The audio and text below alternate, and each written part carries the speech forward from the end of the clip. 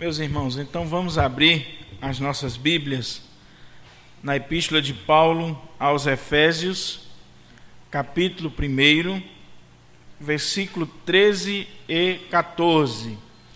Estaremos encerrando hoje essa primeira parte aqui do capítulo 1, quando o apóstolo Paulo, em uma sentença só, ele fala das bênçãos que chegam até nós, vindas da Trindade, as bênçãos do Pai, as bênçãos do Filho, e hoje nós estaremos vendo as bênçãos do Espírito Santo, tá certo? Então, Epístola de Paulo aos Efésios, capítulo 1, versículo 13 e 14. A palavra de Deus diz assim: em quem também vós, depois que ouvistes a palavra da verdade, o evangelho da vossa salvação, tendo nele também crido, fostes selados com o Santo Espírito da promessa, o qual é o penhor da nossa herança, até o resgate da sua propriedade, em louvor da sua glória. Vamos orar ao Senhor. Pai querido, muito obrigado pela tua palavra. Palavra essa que é viva, que é eficaz, que vai no mais profundo do nosso ser. Ó Pai, que o Teu Espírito Santo possa estar iluminando os nossos corações para compreendermos a Tua palavra. Fala conosco, meu Pai, em Cristo Jesus é que nós te oramos, hoje e sempre. Amém. Amém. Meus irmãos, preste bem atenção nesse texto, porque esse texto ele é ímpar, singular. Dr. Martyn Lloyd-Jones ele chega a dizer que esse é um dos textos que pode promover um reavivamento na igreja. É um dos textos que emocionava o coração do Dr. Martyn Lloyd-Jones. Em quem também vós, depois que ouvistes a palavra da verdade, o evangelho da vossa salvação, tendo nele também crido, fostes selado com o Santo Espírito da promessa, o qual é o penhor da nossa herança, até o resgate da sua propriedade, em louvor da sua glória. Nós estamos considerando as bênçãos que procedem da Trindade. Nós vimos aqui as bênçãos do Pai, a eleição, a predestinação, a adoção. Nós vimos as bênçãos do Filho, a redenção, a remissão. E aí nós estamos caminhando da eternidade para a realidade espiritual do presente. E é muito interessante, meus irmãos, porque neste versículo aqui, nestes dois versículos, versículo 13 e 14, nós podemos ver nessa perícope aqui o plano da salvação sendo apresentado de forma resumida, mas muito clara. Você vê aqui o processo todo da salvação. Aqueles que ouvem o evangelho, a palavra da verdade, o evangelho da salvação, aí eles creem nesse evangelho, e uma vez crendo no evangelho, eles são selados com o Espírito Santo, o qual é a garantia que um dia eles serão resgatados, serão de fato essa propriedade exclusiva de Deus. Então você vê aqui o processo todo da salvação. Em poucas palavras, o apóstolo está trabalhando para nós esse processo da salvação. Eu queria pensar nesse texto, as bênçãos do Espírito, a partir de 3 pontos. E, na verdade, a gente vai ver as 2 bênçãos do Espírito no 3º ponto, tá certo? Então, o primeiro ponto é a importância de ouvir o verdadeiro Evangelho. Olha aí o que é que diz o versículo 13. Em quem também vós, depois que ouvistes a palavra da verdade, o Evangelho da vossa salvação. Primeira coisa que chama a atenção nesse texto é a importância de se ouvir o verdadeiro evangelho. Paulo, ele está se dirigindo agora aos irmãos gentios. Por isso que ele diz, em quem também vós. Porque no versículo 11, versículo 12, Paulo usou a palavra nós, fazendo referência aos judeus. Os judeus que receberam a herança em Deus Pai, em Cristo Jesus. Os judeus que receberam todas essas bênçãos de Deus.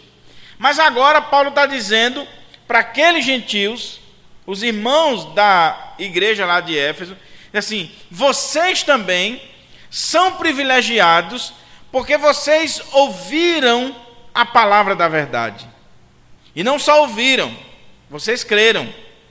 Então a importância de ouvir o verdadeiro evangelho. Paulo está dizendo aqui, meus irmãos, que aqueles irmãos são privilegiados. E por que eles são tão privilegiados? Porque eles não escutaram qualquer coisa. Veja como Paulo qualifica aqui a mensagem que nós pregamos. Ele diz que é a palavra da verdade e é o evangelho da salvação. E aí, Dr. William Barclay, ele diz o seguinte: esta palavra era recebida de duas coisas. Em primeiro lugar, era a palavra da verdade. Por quê? Porque brindava-lhes a verdade a respeito de Deus, do mundo em que viviam e deles mesmos. O evangelho é a palavra da verdade, porque nos revela a verdade a respeito de Deus, do mundo e de nós mesmos. Se nós queremos conhecer a verdade, nós precisamos nos voltar para o evangelho. Por isso que Paulo está dizendo assim, que o evangelho é a palavra da verdade, a palavra da verdade. Mas em segundo lugar, era uma boa nova. Uma boa nova. O cristianismo é a boa nova de Deus, porque a palavra evangelho, ela significa uma boa nova, uma boa notícia. No original é uma boa notícia que geralmente vinha do campo de batalha, que o exército foi vitorioso, que o exército venceu a guerra. Então Paulo qualifica dessas duas formas: palavra da verdade, porque o evangelho é a verdade a respeito de Deus, do mundo e de nós mesmos, e também ele qualifica o evangelho como uma boa nova. Ela é uma boa nova porque é a mensagem do amor e da graça de Deus. Aí, o reformador João Calvino, ele vai dizer, à luz desse texto, que o evangelho não é apenas uma verdade, uma certa verdade, que não pode enganar, senão que ele é chamado a palavra da verdade, de modo que, estritamente falando, não existe verdade fora do evangelho.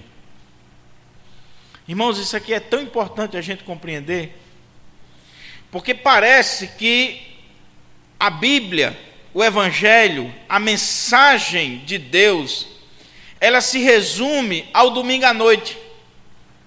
E aí o que Paulo está dizendo, e os teólogos, os comentaristas reformados entendem à luz do texto, é que o evangelho é a verdade. É a verdade. Se você quer conhecer a verdade a respeito da natureza humana, lê o evangelho. Se você quer conhecer a verdade a respeito do comportamento do homem, lê o evangelho. Então é preciso, irmãos, a gente trazer isso para a nossa vida.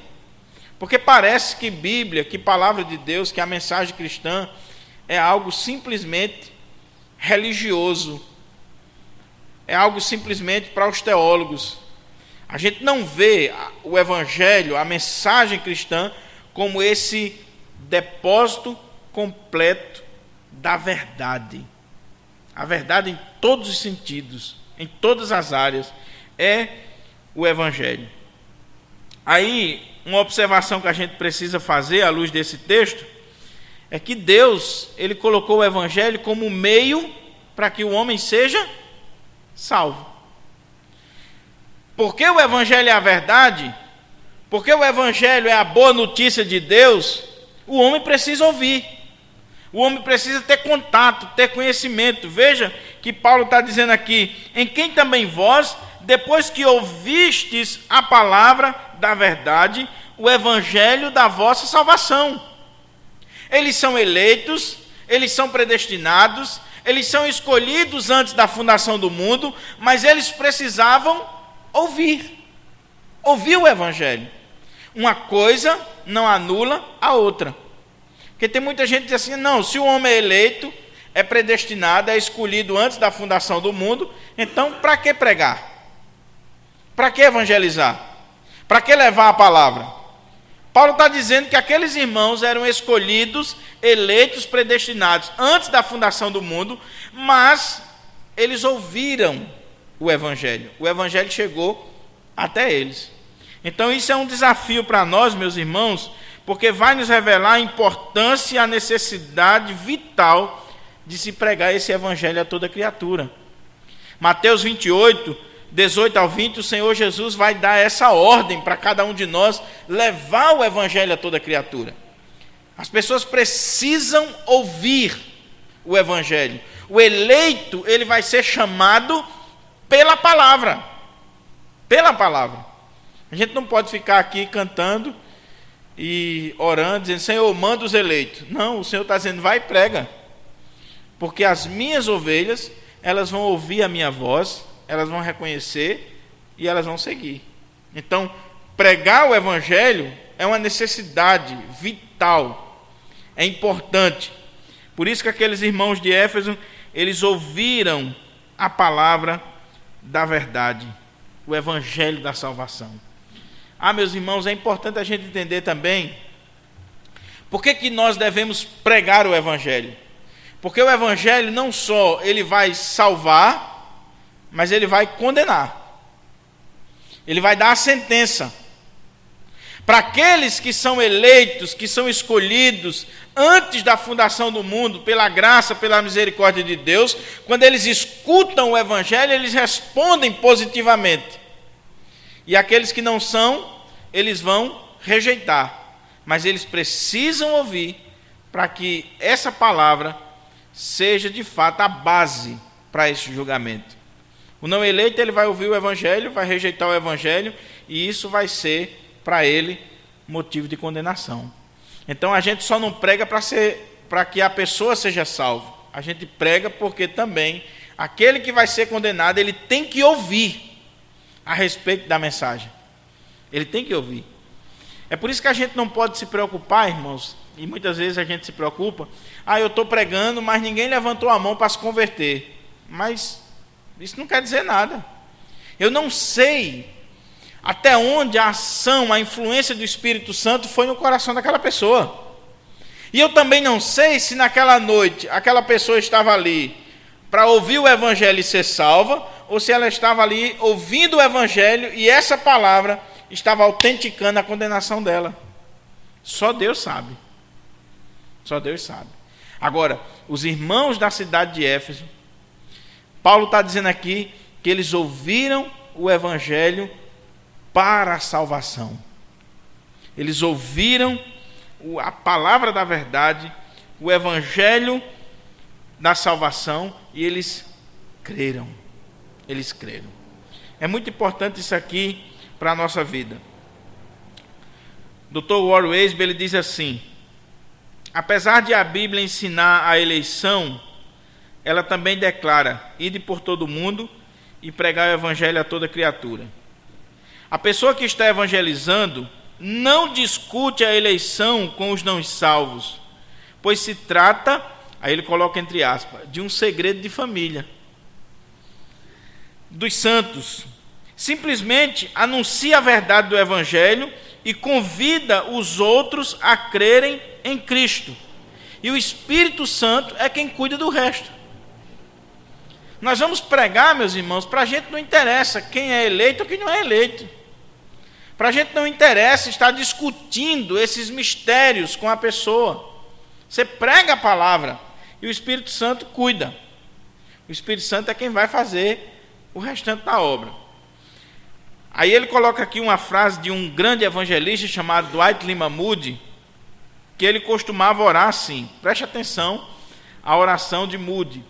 Moody foi um pastor leigo, que ele um dia estava ouvindo um pregador, e o pregador foi e disse assim: o mundo há de ver o que Deus pode fazer através de um homem, de uma mulher, ou até mesmo de uma criança, que seja cheia do Espírito Santo e que se coloque inteiramente em suas mãos. O mundo está para ver o que Deus pode fazer através de alguém assim.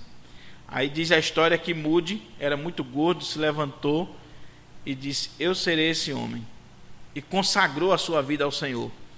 E ele era leigo, mas ele foi usado por Deus para levar muitas almas a Cristo. Muitas. Mais de 500 mil pessoas. E diz aqui o Dr. Warren Wiersbe que Moody orava assim: Senhor, salva os eleitos, e depois elege mais alguns. Salva os eleitos, Senhor, e depois elege mais alguns. Porque não compete a nós, meu irmão. Não compete, é ao Senhor. Eu estava conversando ontem com o Jonathan lá em casa, eu estava lendo essa frase para ele, e estava lembrando que muitas vezes a gente vai falar sobre eleição e predestinação, e parece que a gente tem até prazer na condenação do ímpio. A gente até comemora o fato de que o outro vai se arrebentar. E aí eu lembrei que uma vez lá em Currais Novos, estava dando um estudo, um irmão estava dando um estudo, e ele falando sobre a eleição, sobre a predestinação e aquela coisa, e uma menina que estava lá no estudo começou a chorar. Chorar copiosamente. E ela: por que você está chorando? Aí ela disse: porque, e se meu pai não foi eleito? Aí o irmão que estava dando estudo seco, sem sabedoria, disse assim: se ele não for eleito, ele vai para o inferno. Se ele não está na igreja, se ele não é crente, porque a gente também pensa que é eleito porque está na igreja, instituição. Então aí foi que a mulher chorou. Aí Samuel, o presbítero Samuel, cabelo branco, experiente, pulou lá na frente: sepa, peraí, minha irmã, nós vamos orar agora, e se seu pai não foi eleito, o Senhor vai eleger hoje, que para ele não tem tempo não. E fez uma oração lá: Senhor, toma conta dessa vida, elege ele, faz.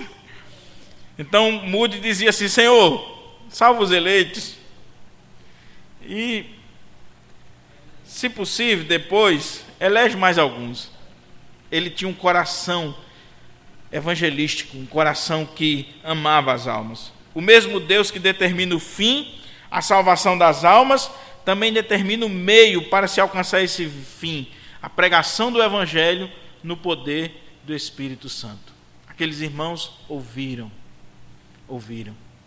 Paulo poderia dizer assim: não, já são eleitos aí na cidade de Éfeso tem eleito, não precisa ir pregar lá não.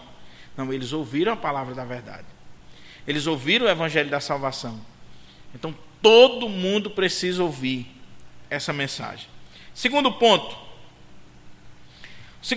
meus irmãos, é o valor da fé depositada no verdadeiro Evangelho.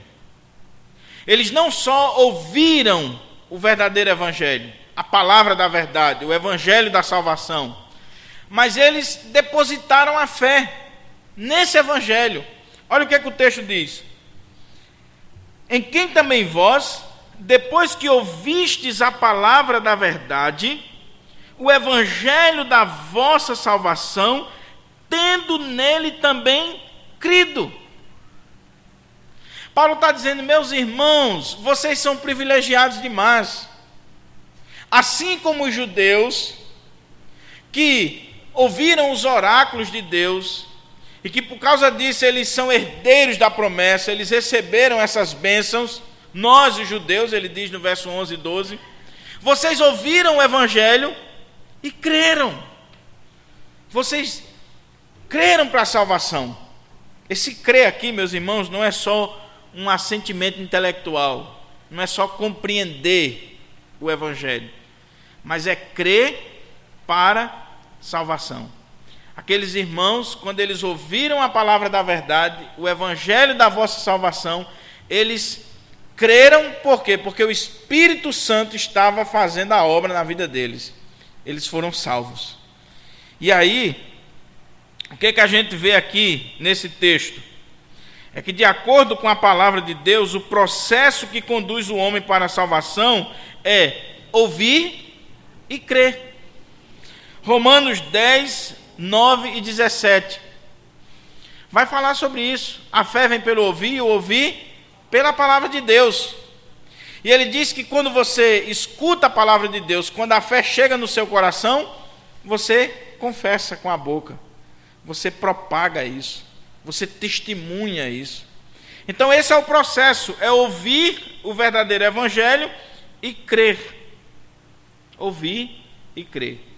Os irmãos de Éfeso creram no evangelho para a salvação.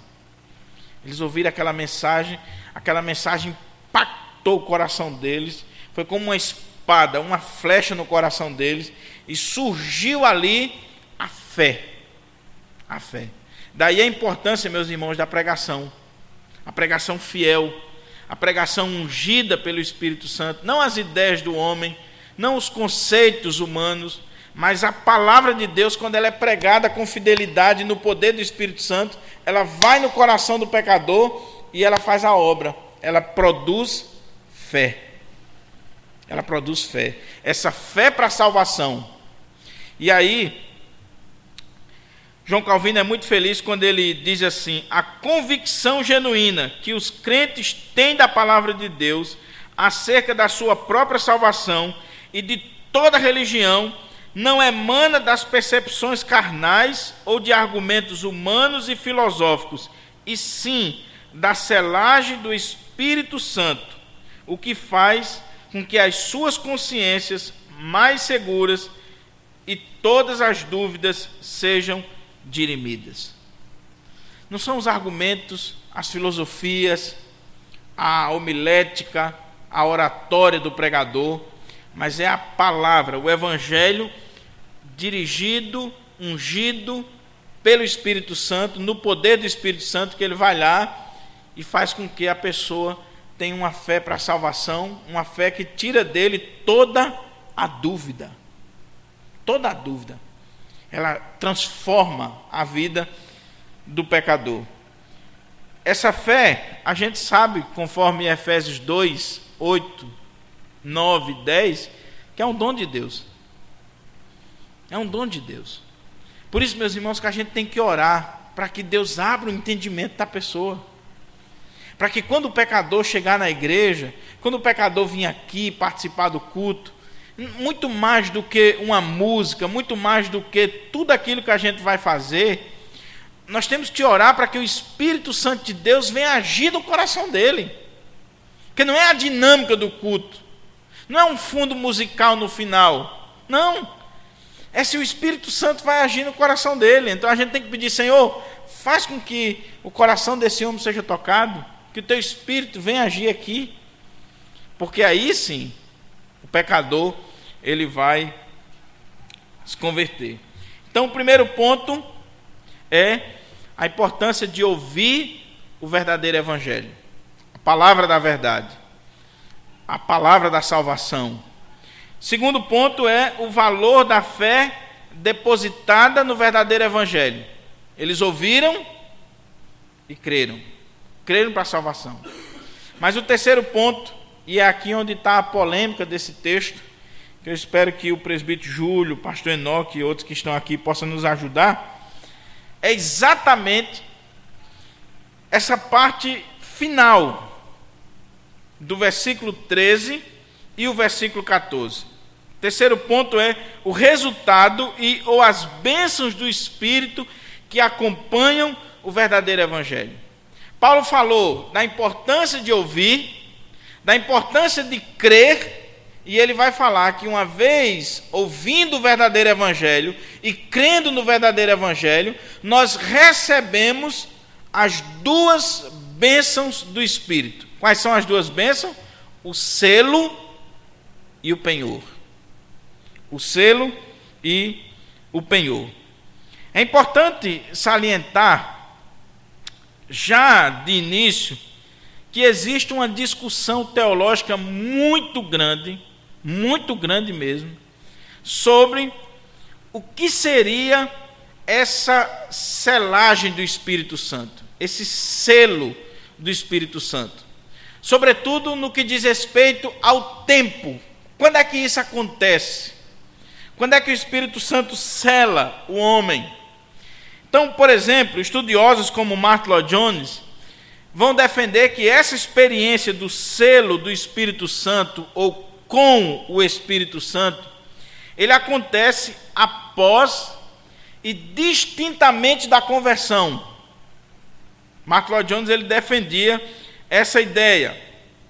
O homem, ele ouve o Evangelho, ele crê no Evangelho, é claro que isso é obra do Espírito Santo, mas esse selo, essa autenticação de que ele agora faz parte da família de Deus, de que ele creu para a salvação, ela acontece após a conversão, que pode ser num breve período de tempo, ou pode ser muito tempo depois, mas ela vai acontecer após.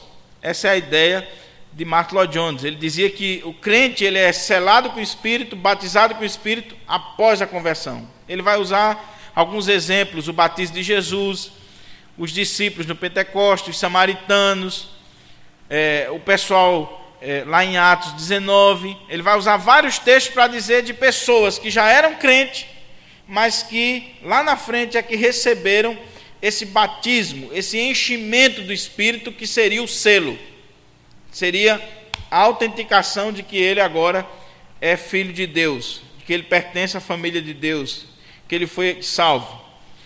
Aí existe outra linha, que é a linha defendida pelo pastor John Stott, que também é um dos grandes teólogos, já faleceu o ano passado.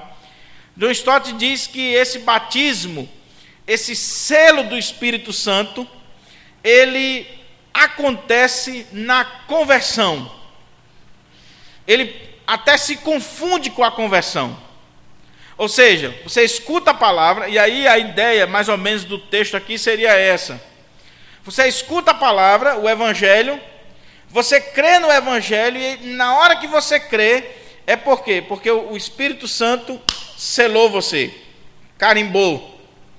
Então essa é a linha do Dr. John Stott, e fica essa discussão teológica. O texto dá margem para as duas interpretações, é uma discussão muito grande.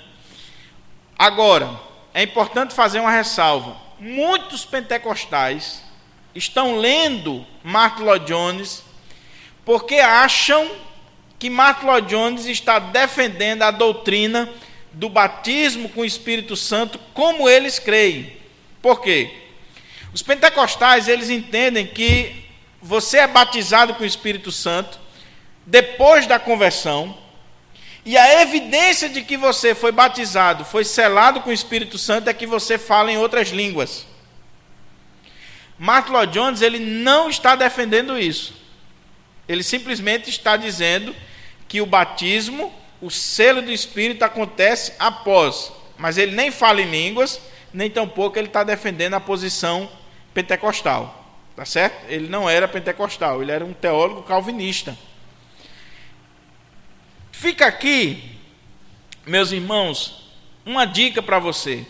Se você quiser aprofundar sobre esse assunto, existe um livro do pastor Augusto Nicodemos chamado Cheios do Espírito, um livro publicado pela editora Puritanos e pela nossa editora Cultura Cristã, onde Augusto Nicodemos vai trabalhar essa questão do batismo com o Espírito Santo e vai mostrar as duas posições de Martyn Lloyd-Jones e de John Stott detalhadamente, e fazer uma análise crítica das duas posições.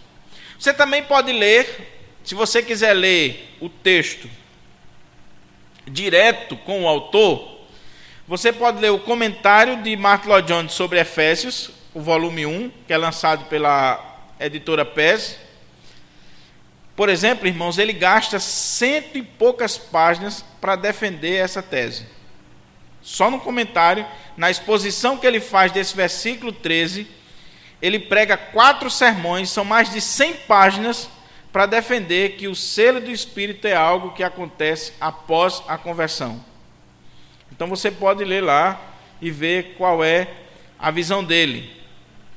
Ou então se você acha que esse selo acontece na conversão e se confunde com a conversão, existe um livro do Dr. John Stott chamado Batismo e Plenitude do Espírito, da editora Vida Nova, que ele vai defender. Eu quero deixar essa discussão para os teólogos, sobretudo para os discípulos de Lloyd Jones ou de John Stott, e eu queria me deter aqui sobre o que significa este selo. Se acontece antes, se acontece na conversão, que tempo, fica aí a discussão para você aprofundar. Mas o que significa este selo? O que Paulo quer dizer? Como é que essa palavra era utilizada na época? De onde Paulo está tirando essa palavra? Então, essa palavra aqui, meus irmãos, em primeiro lugar, indicava uma transação comercial concluída. Até hoje, quando documentos legais importantes são tramitados, recebem um selo oficial para indicar a conclusão de uma transação comercial. Então, essa é a primeira coisa. Esse selo também denotava posse. Deus colocou o seu selo em nós, pois nos comprou de modo que pertencemos somente a Ele. Era não só uma transação, mas quando se selava alguma coisa, um animal, um escravo, dizia, isso aqui é meu. Então, se carimbava, se selava aquilo ali. O selo romano, colocado no túmulo de Jesus, tinha esse significado, proteção. Ninguém podia violar aquilo ali. Então o selo era usado nessas diversas coisas.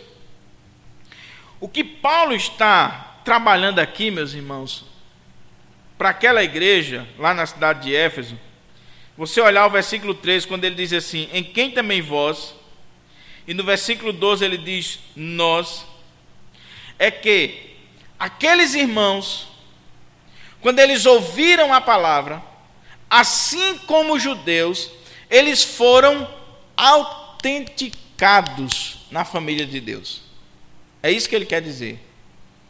Por isso que, no meu entender, a discussão não é se foi no ato da conversão ou se é um breve tempo depois ou lá na frente. O que Paulo quer dizer aqui é que aqueles irmãos gentios, eles poderiam se ver como privilegiados, porque quando eles ouviram o Evangelho, eles foram carimbados, eles foram selados, autenticados como pertencentes à família de Deus. Isso pelo Espírito Santo. Eles foram batizados com o Espírito Santo, da mesma maneira que os judeus. Aqui tem um ponto interessante. Atos capítulo 2 vai dizer do batismo com o Espírito Santo, primeiro evento. Ele desce ali sobre os judeus. Você vai ver depois em Atos 8, 9, 10, Atos 15, o concílio reunido para decidir, Atos 19. E aí, o que acontece? Em Atos 2, quando o Espírito Santo desce, ele desce e evidenciou-se ali o dom de línguas. Depois, esse fenômeno vai acontecer entre gentios. Por que vai acontecer entre gentios? Porque era uma demonstração que o Espírito Santo, que desceu sobre os judeus, estava também descendo sobre os gentios. Ou seja, que tanto judeu como gentio agora pertencia à família de Deus, ao povo de Deus. Por isso que Pedro, quando vai apresentar a defesa dele, quando diz assim, você foi lá e comeu na casa de homem pecador, de gentio, ele disse assim, mas quando eu estava falando, o Espírito Santo caiu sobre eles da mesma maneira que caiu aqui. Aconteceu lá. Então, o Espírito Santo estava autenticando a fé daqueles irmãos, a palavra pregada na vida daqueles irmãos. Então, é isso que Paulo está chamando a nossa atenção aqui. O propósito de Paulo é confirmar a posse da herança, versículo 11 e 14, não só para os judeus, mas para todos aqueles que foram selados com o Espírito Santo da promessa. A promessa era para os judeus, a promessa era para os gentios, a promessa é para todo aquele que crê, todo aquele que ouvir o Evangelho, a palavra da verdade. Deus está assim ativo na vida do seu povo. Mas caminhando aqui mais à frente, Paulo ele vai chamar a atenção para essa ação de Deus e vai dizer que não só Deus nos selou com o Espírito, autenticando essa fé, autenticando agora que nós pertencemos a Ele, mas ele vai dizer aqui que o Espírito Santo é o penhor da nossa herança, até o resgate da sua propriedade, em louvor da sua glória. Ele vai falar da segunda bênção. O Espírito Santo não só sela, autentica, dá direito de posse, de pertença, mas o Espírito Santo é o penhor. O que significa penhor? Essa palavra penhor, ela vem também do contexto comercial. O penhor, na visão de William Hendricks, é a primeira parcela. A primeira parcela. Você fazia uma transação comercial e você dava uma parcela, uma garantia de que você ia cumprir o restante do acordo. Então, isso é o penhor. Para Paulo, o Espírito Santo é a primeira parcela, ou melhor, a garantia de que Deus terminará a sua obra em nós. Já pensou que privilégio? Ele está dizendo, olha, vocês gentios, vocês aí da cidade de Éfeso, você aí de Natal, que não é judeu, que não descende de Abraão segundo a carne, vocês ouviram o Evangelho, vocês creram, foram selados, e agora este selo do Espírito Santo em vocês, esse Espírito é a primeira parcela, é a garantia de que Deus vai cumprir as promessas dele, Deus vai cumprir o plano dele na sua vida. Já pensou que bênção tremenda, que bênção maravilhosa? Então, essa garantia, essa parcela de que Deus terminará a obra em nós, levando-nos para a glória. Você pode ver isso em Romanos 8, 18 a 23, 1 João capítulo 3, você pode ver. Mas essa palavra penhor, ela não só tem essa conotação de primeira parcela, de garantia, mas na perspectiva de Weisber, para os gregos, essa palavra penhor, ela passou a significar aliança de noivado. O que é uma aliança de noivado? É quando o camarada chega e está garantindo para aquela jovem que vai casar com ela no dia tal, na hora tal. Ele está assumindo um compromisso. Ele está dando a garantia. Então Paulo está dizendo aqui, olha, o Espírito Santo, ele é essa aliança de noivado. O noivo da igreja, o Senhor Jesus Cristo, ele está colocando a aliança no dedo da igreja e está dizendo, eu vou cumprir a minha palavra. Eu vou cumprir aquilo que estou dizendo para vocês. Então, portanto, Paulo estaria revelando para nós que nosso relacionamento com Deus, por meio de Cristo, não é simplesmente de um caráter comercial, é uma experiência pessoal de amor. Cristo é o noivo e a igreja é a noiva, e sabemos que ele voltará para buscar a sua noiva para si, pois ele nos fez essa promessa e nos deu o Espírito como aliança de noivado. Ele está dizendo aqui para mim e você está garantido. Você é a noiva do Cordeiro, você é a noiva do Senhor Jesus Cristo. O que mais nós poderíamos querer? A pessoa, que bênção, que privilégio, você saber que tem essa aliança e que o Senhor vai cumprir. O Senhor Jesus Cristo é o noivo que virá buscar a sua noiva, e ela tem que esperar, porque ele vem. Mas eu quero chamar a sua atenção para o final do texto.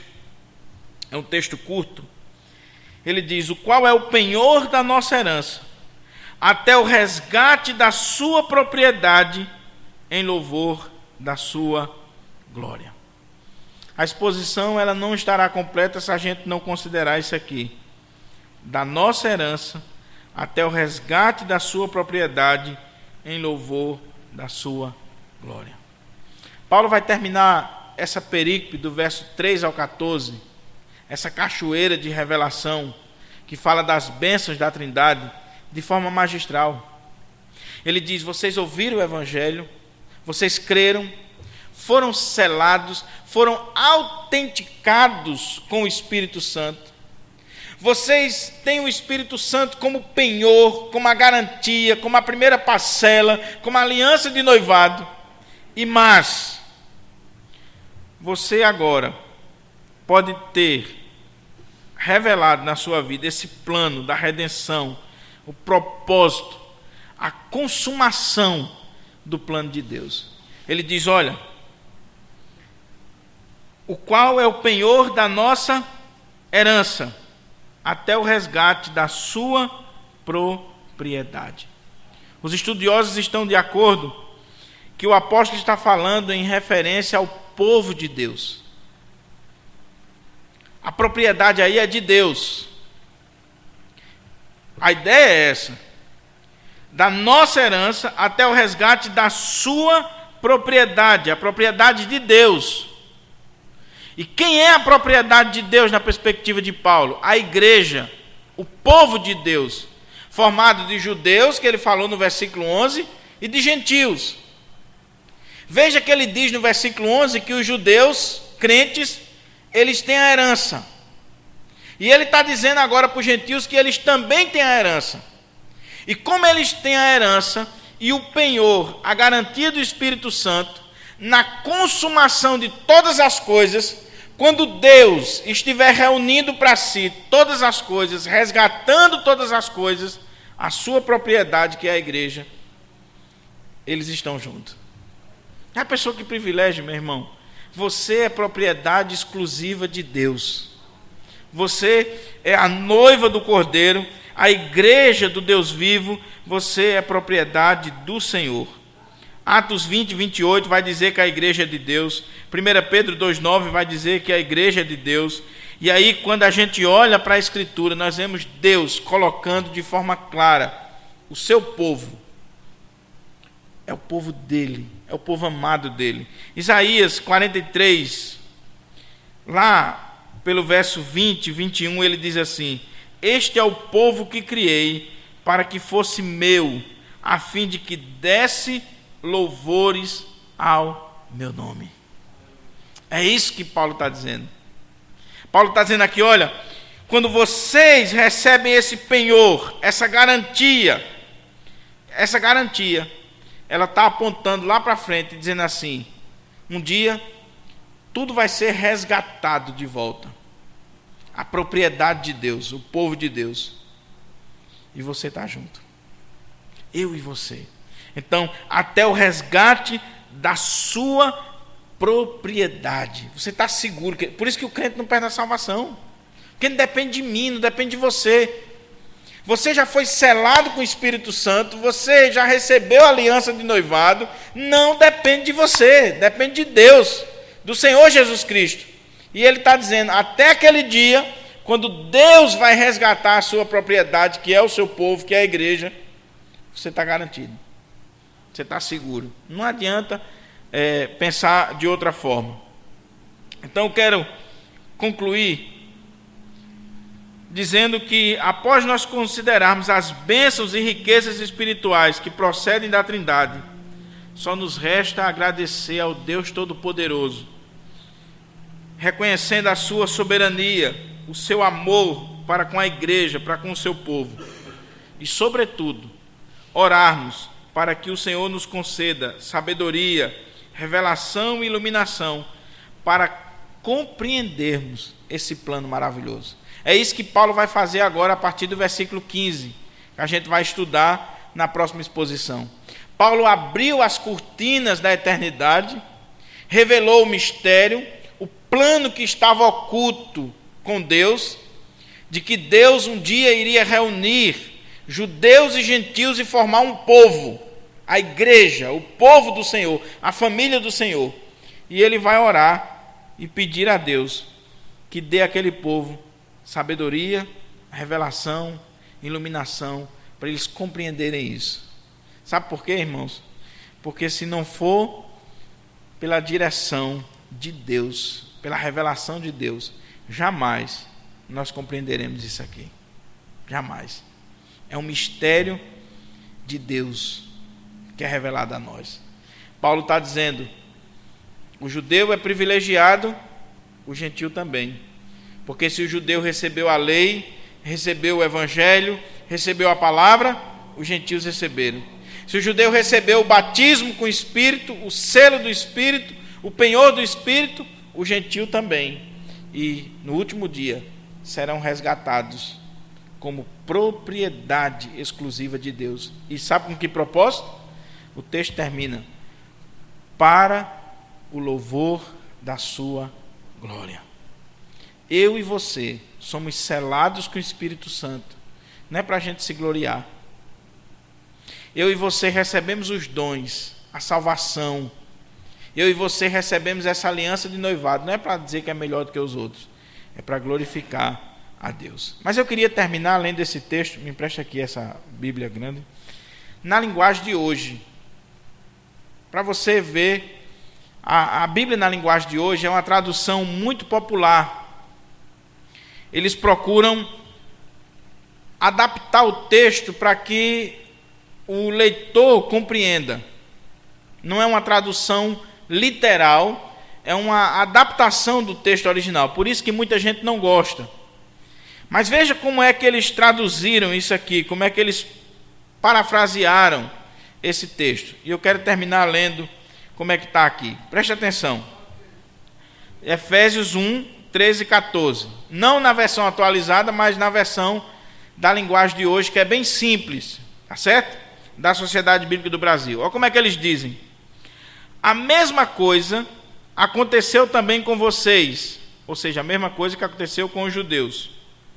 Quando ouviram a verdadeira mensagem, a boa notícia que trouxe para vocês a salvação, vocês creram em Cristo.